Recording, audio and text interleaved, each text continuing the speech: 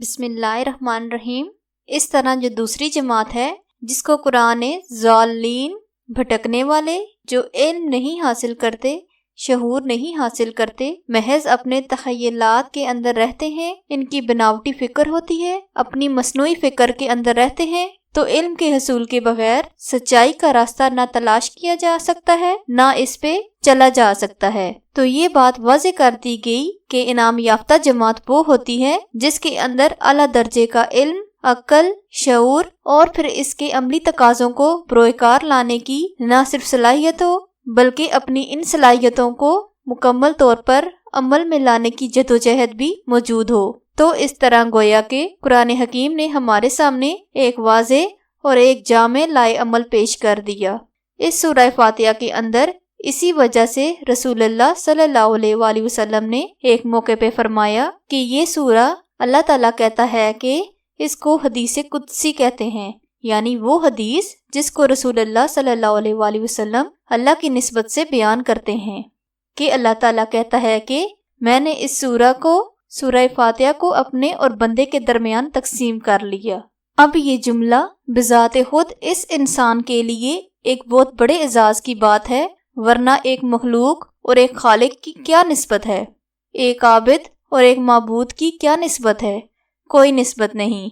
لیکن اللہ تعالیٰ نے اس انسان کو اتنی اہمیت دی، اتنی فضیلت دی کہ باقاعدہ ذکر کیا گیا کہ یہ سورہ میرے اور بندے کے درمیان تقسیم ہے۔ آدھا حصہ وہ ہے جس میں بندہ اللہ کی صفات بیان کرتا ہے، ان صفات پر اپنے ایمان کا اظہار کرتا ہے اور یقین کو جو ان صفات پر اس کو ہونا چاہیے اس کے مطابق وہ اللہ کی حمد بیان کرتا ہے۔ تو یہ خالص اللہ تعالیٰ کہتا ہے میرا حصہ ہے، اور اس کا جو دوسرا حصہ ہے اس میں بندہ اپنا تقاضا کر رہا ہے، اس کے مطابق گویا اللہ تعالیٰ کی طرف سے اس کے اس تقاضے کو پورا کیا جائے گا۔ چنانچہ قرآن حکیم کی یہ سورہ رسول اللہ صلی اللہ علیہ وسلم نے ہمیشہ اہتمام کے ساتھ نہ صرف خود پڑھی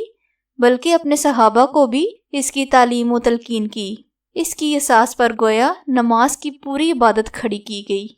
اس کو باقاعدہ سکھایا گیا، بلکہ اس میں اللہ تعالیٰ نے چونکہ ہمیں ایک سوال کی تعلیم دی، اور بڑا سب سے اہم سوال، انسانی زندگی کا سب سے اہم سوال، اللہ سے درست خطوط پر چلنے کی رہنمائی اور اس پر چلنے کی قوت مانگنا ہے، اس پر گامزن ہونے کی اللہ تعالیٰ سے التجا کرنا ہے، درخواست کرنا ہے۔ اس وجہ سے اس سورہ کو تعلیم المسئلہ بھی کہا گیا کہ جس میں باقاعدہ ہمیں بتایا گیا کہ ہمیں اللہ سے کیا چیز مانگنی چاہیے جو تمام نعمتوں کی جامع ہے۔ اس نعمت کے حصول کے بعد انسان درست سمت میں چل سکتا ہے، پالیسی بنا سکتا ہے، زندگی کے ہر شعبے کے اندر درست اور بہتر اقدامات کر سکتا ہے، اپنے آپ کو ٹمکٹوئیوں سے بچا سکتا ہے۔ تو گویا صحیح سمت میں انسان کا سفر ہونا اور دور کے تقاضوں سے صحیح آگاہی کا ہونا، اور اس کے نتیجے میں انسان کا اس دنیا کے اندر اللہ کی بندگی کے معراج کو حاصل کرنا، یہ ایک ایسا بنیادی نصب العین ہے جو ایمان والی جماعت کے سامنے ہوتا ہے۔ تو اس ایمان والی جماعت کی یہاں پر اللہ تعالیٰ نے تعلیم و تلقین، تربیت کا پورا ایک لائحہ عمل بیان کر دیا۔ تو بہرحال اس سورہ فاتحہ کی ایک اساسی اور بنیادی اہمیت ہے۔ تمام بنیادی مضامین جو اللہ تعالیٰ کی ذات، اس کی صفات اور اس کی اساس پر انسانی معاشرے کی تشکیل اس سے تعلق رکھتے ہیں، تو اجمالی طور پر ان مضامین کو اس سورہ کے اندر واضح کر دیا گیا۔ اب اس کے بعد اگلی صورتوں کے اندر